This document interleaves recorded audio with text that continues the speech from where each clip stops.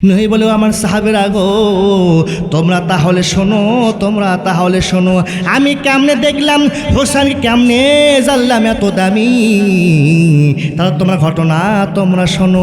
আমি মসজিদে নববীর মধ্যে বসে আছি, এমন সময় জিবরাইল ফেরেশতা কোরআন নিয়ে আমার সামনে হাজির হয়ে যায়। সুবহানাল্লাহ কোন কি নিয়ে বাজান? কোরআন নিয়ে আমার সামনে হাজির হয়ে যায়। দাইয়াতুল কালবি সাহাবীর চেহারা এসে আমার কাছে বৈশা পড়ে। বাদান রে বলো আমার সাহাবীরা তোমরা শোনো, কোরআন শরীফ আয়াত দেওয়া না হয়ে গেল, কেননা এর মধ্যে একটা বিষয় আছে। জিবরাইল আল্লাহর হুকুমে নবীর কাছে আসে, কিন্তু আল্লাহর হুকুমে আল্লাহর কাছে যায় না। কার হুকুম লাগে বাজান? লা ইলাহা ইল্লাল্লাহর হুকুমে জিবরাইল মুহাম্মদ রাসূলুল্লাহর কাছে আসে, আর মুহাম্মদ রাসূলুল্লাহর হুকুমে আল্লাহর কাছে যায়। সুবহানাল্লাহ। তাহলে হুকুম কজন লাগবে ভাই? দুজন হুকুম লাগতেছে এখানে, কিন্তু যখন কোরআন আয়াত যখন নবীকে দেওয়া হয়ে গেছে, নবী আর হুকুম দেয় না। জিবরাইল দাইয়াতুল কালবি সাহাবীর চেহারায় মুশরির কাছে নবীর কাছে বসে আছে বরকতের আশায়। সুবহানাল্লাহ কোন কেন নবীর কাছে এমনিও বসে থাকলে মজা আছে, রহমতের নবীর কাছে এমনি বসে থাকলে আল্লাহ বরকত নাজিল করে। সুবহানাল্লাহ কোন বাজান? জিবরাইল ফেরেশতা করেছে কি দাইয়াতুল কালবি সাহাবীর চেহারায় নবীর কাছে বসে আছে। এমন সময় কই থেকে জানি ছোট্ট হোসাইন দৌড়াশায়া ওই জিবরাইল কোলে বসায়া নবীকে ডাকতে বলে, নানু ভাই আজ আমি তোমার কাছে যাব না, তোমার কাছে আমি যাব না। আমার মন চাইছিল আমি তোমার কাছে যাব নানু ভাই, কিন্তু আমি আজ তোমার কাছে যাব না, তোমার কাছে যাব না। নবী বলে নবী বলে লাতি রে কে হোসাইন ভাই তুই কেন আমার কাছে আসবি না? ছোট্ট হোসাইন না না আমার মার কাছে আমি যা বললাম, মা আমার খাবার দাও, মা তুমি খাবার দাও। এই কথা বললাম আমার মা ফাতেমা কাদিয়া বলে বেটা রে তোর নানার কাছে তো খাবার নাই, তোর নানা নিজেই খাবার না খাওয়ার কারণে পেটে পাথর বেঁধে আছে। জিবরাইল ফেরেশতার কোলে বসে আছে কে বলেন তো? কে বসে আছে? ছোট্ট হোসাইন বসে আছে। এখানে বিষয়টা হলো যদি হোসাইন যদি জানতো এটা জিবরাইল ফেরেশতা তাহলে কোলে বসতো না। কিন্তু বাদালেন দাইয়াতুল কালবি সাহাবীর চেহারায় হোসাইন মনে করছে এটা নবীর সাহাবী, এই জন্যেই তো কোলে বসে পড়ছে। দাইয়াতুল কালবি সাহাবীর চেহারায় যখন জিবরাইল ফেরেশতা বসে আছে, হোসাইন করে কি কোলের মধ্যে বসায়া ওই জিবরাইল দাড়ির মধ্যে হাত ঢুকা দিয়েছে।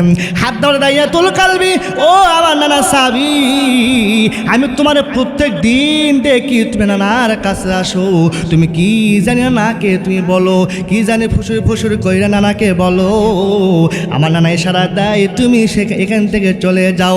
আজ আমি তোমার ছাড়বো না যতক্ষণ পর্যন্ত খাবার না দেবা আমি ততক্ষণ পর্যন্ত আজ তোমারে ছাড়বো না। কি বলতেছে? যতক্ষণ পর্যন্ত তুমি খাবার না দেবা আমি হোসাইন তোমারে ছাড়বো না। ওই ছোট্ট হোসাইন ডাকতে বলে, নানা ভাই ও নানা ভাই আজ তোমার সাহাবীকে আমি কিন্তু ছাড়বো না, যতক্ষণ পর্যন্ত তোমার সাহাবী আমার খাবার না দেবে ততক্ষণ পর্যন্ত আমি তোমার সাহাবীকে ছাড়বো না। নবী ধন্দা মারা গেছে। ধন্দা মারার কারণ হলো নবী এখন চিন্তা করতেছে এটা তো সাহাবী না, এটা স্বয়ং জিবরাইল ফেরেশতা দাইয়াতুল কালবি সাহাবীর চেহারায় তো বসে আছে। এমন সময় বারবার যখন হোসাইন যখন খাবার চাইতেছে জিবরাইল ফেরেশতা ওসমস করতেছে। জিবরাইল ফেরেশতা তো খাবার খায় না, ফেরেশতা খাবার খাওয়ার তরিকাও তো জানে না, তাদের কাছে কোনো খাবার থাকে না। তারা কেমনে এখন খাবার দেয় হোসাইনকে। এই শুনে জিবরাইল ফেরেশতা করছে কি বেকায়দায় পড়িয়া ওসমস করতেছে। নবী আমার ইশারা দিয়ে বলে জিবরাইল তোমার কোলে যে সন্তান বসে আছে এই সন্তানকে কি তুমি কি চেনো? জিবরাইল বলে ইয়া রাসূলুল্লাহ এই সন্তান হলো পিচ্চি আপনার নাতি হোসাইন। সুবহানাল্লাহ। নেবার জিবরাইল পিচ্ছে হোসাইন মনে করতেছো এর যে কত দাম তুমি কি তা জানো? জিবরাইল ফেরেশতা বলে ইয়া রাসূলুল্লাহ তা তো আমি জানি না কেমনে দাম হইল। নেই বলে তাহলে তুমি শোনো আমি একদিন আসি নামাজের সেজদার মধ্যে পড়ে আছি কই থেকে জানি এই হোসাইন এক দৌড়ে আসায়া আমার পিঠের ওপর সরে বলতেছি চল ঘোড়া চল। আমি পড়ে গেলাম বেকায়দায়, আমি আল্লাহর নামাজের মধ্যে সেজদায় পড়ে আছি আর হোসাইন আমার পিঠের ওপর সরা চল ঘোড়া চল বলতেছে। বলুন তো এটা বেয়াদবি না আদবি? কথা কন না কে? লিল্লাহে তাকবীর। আল কোরআনের আলো, আল হাদিসের আলো, কোরআন আছে যেখানে, কোরআন হাদিস যেখানে, টিভি আছে যেখানে, এটা ভুল কথা। আরে চা স্টলে গেলে টিভি নেই, চা স্টলে ওই চালে চা খাবার দেয়, হাতত দিয়ে টিভি দিয়ে চা করে, তাই দেখে না? এই যে মশা মাছি আসে ওই চার মধ্যে গুল মানে পাক মানে খাইতে হয়ে গেল টেরি পায়নি। কথা বোঝেননি? সেই চা আবার ওই খাচ্ছে আর কয় সেই স্বাদ, এত স্বাদকে। কথা বোঝেননি? তাহলে কোরআন হাদিস যেখানে আমরা আছি সেখানে, টিভি নাই যেখানে আমরা নাই সেখানে। খুব সুন্দর সহজে বললেন, কিন্তু প্রত্যেকটা বাড়ি কি টিভি আছে না নাই? তাহলে কথা কেন বলি যে টিভি নাই আছে যেখানে আমরা নাই সেখানে? টিভির ঘরতে শুয়ে আছেন দান, তাই আছেন না? টিভির ঘরতে শুয়ে আছেন আর করছেন টিভি আছে যেখানে আমরা নেই সেখানে। তাহলে কথার সাথে কাজে মিল হলো নাকি? কথার সাথে কাজের মিল নেই। আমাদের ঈমান কি দুর্বল, ঠিক কিনা বাজান? বাজান রে নবী বলে জিবরাইল আমি নামাজের সেজদার মধ্যে পড়ে আছি, এমন সময় দেখি কই থেকে দৌড়া জানে হোসেন চলে আসলো। দৌড়া সাইরা আমার পিঠের উপর সোরা বলতিছে চল ঘোড়া চল। বরং তোর আদবি না বেয়াদবি? কথা কন না কে? এই বেয়াদবি কে শিখাইছে? কথা কন না কে শিখাইছে? কে বাবা কে শিখাইছে? নবী আমার একটা রাস্তা দিয়ে যাইতেছে, হোসেন গড়াগড়ি করে কাঁদতেছে আর হাসান সামনে সাইডে দাঁড়ায় কাঁদতেছে। নবী বলে হোসাইন কান্দে কেন? হাসান কেন কান্দিস রে ভাই? তোরা কেন এরকম করে কান্দিস জানতে চাই। এমন কথা বললে হাসান বলে নানু ভাই আমি কেন কান্দি, হোসাইন কেন কান্দে আপনি জানতে চান? তা শোনেন নানা শোনেন, কিছুক্ষণ আগে এই রাস্তা দিয়ে একজন ঘোড়া নিয়ে যাইতেছে, কিনা যাইতেছে বাজান, ঘোড়া নিয়ে যাইতেছে। সে দেখার পথে হোসাইন আমার কাজে জেদ লাগছে, ও ভাই আমারে তুমি ঘোড়াই না দাও, আমিও ঘোড়াতে চড়বো। নানা কোন আপনি বলেন তো আমি ঘোড়া পাবো কোন জায়গায় আর কেমনে ঘোড়াতে তারে সরাইয়া নে ঘুরবো? এই জন্য আমি কান্দি। এমন সময় নবী বলে হাসান তুই বলতে তো পারতিস বাড়ির মধ্যে তো ঘোড়া আছে। সুবহানাল্লাহ কম। এই কথা বলে হাসান ডাক দেও না ভাই বাড়িতে তো কোনো ঘোড়া নাই।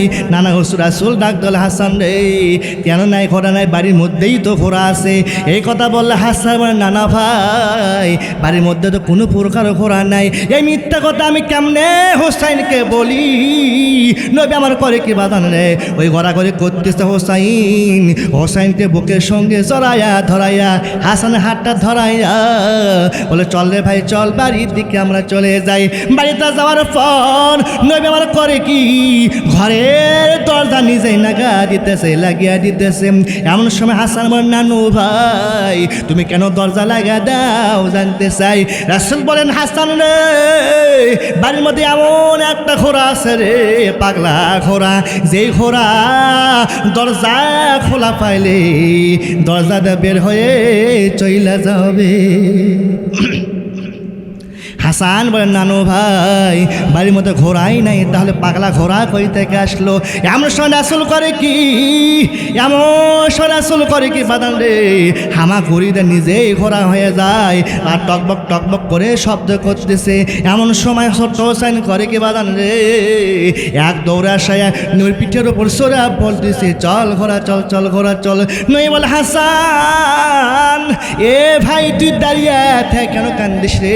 হোসেন যেমন আর পিঠে সরে খুশি তালন করে আমার টকবক করে শব্দ করতেছে।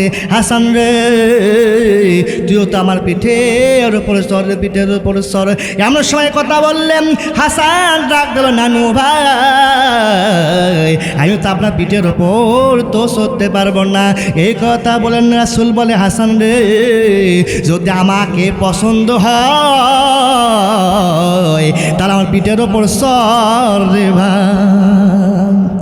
আজ পছন্দ না হয় রে হাসান তাহলে আমার পিঠের উপর ওঠা তোর দরকার নাই। এই কথা যখন রাসূল বলেছে বারান রে হাসান এখন বেকায়দায় পড়ে গেছে। আমি তো পিঠের ওপর না সরি তা আমার নানাকে অপছন্দ করা হয়ে গেল। এই কথা চিন্তা করতে করতে হাসান করে কি বারান রে হোসেনের মতন নবীর পিঠের ওপর সইরা যায়। হোসেন ডাকতে বলে হাসান ভাই এ হাসান ভাই রে এত সুন্দর ঘোড়া আমরা পাইলাম রে, কিন্তু ঘোড়ার মুখে তো লাগাম দেখতেছি না। নবী আমার মুসকে হাসিদা বলে হাসান রে কে বলছে রে কে বলছে হোসাইনের বুদ্ধি নাই।